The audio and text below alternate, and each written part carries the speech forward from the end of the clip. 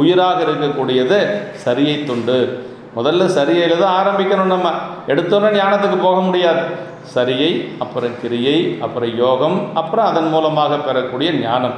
எடுத்தோன்னே ஞானத்துக்கு போகிறேன் அப்படின்னா அப்படி போக முடியாது. கொஞ்சம் கொஞ்சமாக தான் போகணும். அதான் அப்பர் சாமிகள் சொன்னார், நிலை பெறுமாறு என்னதுயல் நெஞ்சே நீவா நித்தலும் எம்பிரானுடைய கோயில் புக்கு புலர்வதன் முன் அழகிட்டு மெழுக்குமிட்டு பூமாலை புனைந்தேத்தி புகழ்ந்து பாடி தலையார கும்பிட்டு கூத்துமாடி சங்கராசய போற்றி போற்றி என்னும் அலைபுணல் சேர் செஞ்சடை மேல் ஆதி என்றும் அரூரா என்றென்றே அலரா நில்லே என்று சொல்லி இப்படி கொஞ்சம் கொஞ்சமாக அந்த சரியை துண்டெல்லாம் போய் கிரியை பூசைகளெல்லாம் செய்து பெருமானுடைய திருவடியை மனசில் அப்படியே நினைந்து யோக நிலையில் நின்று அதற்கு பிறகு பெருமான் திருவடி அடைய முடியுமே ஒழிய எடுத்துடனே நான் ஞானத்துக்கு போகிறேன்னு சொல்லி அப்படியெல்லாம் போக முடியாது.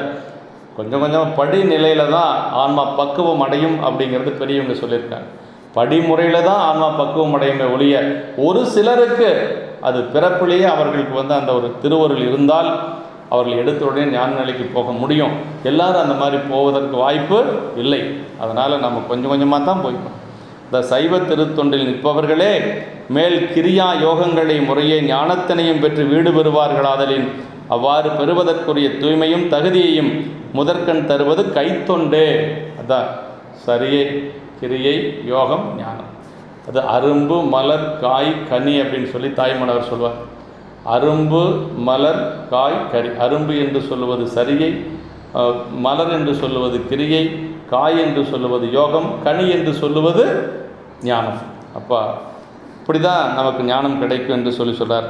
துறைதோறும் சரியின் துறைகள் பலவற்றிலும் அவை மேல்வரும் பாட்டில் அடுத்த பாட்டில் சொல்கிறாருங்க. அப்படி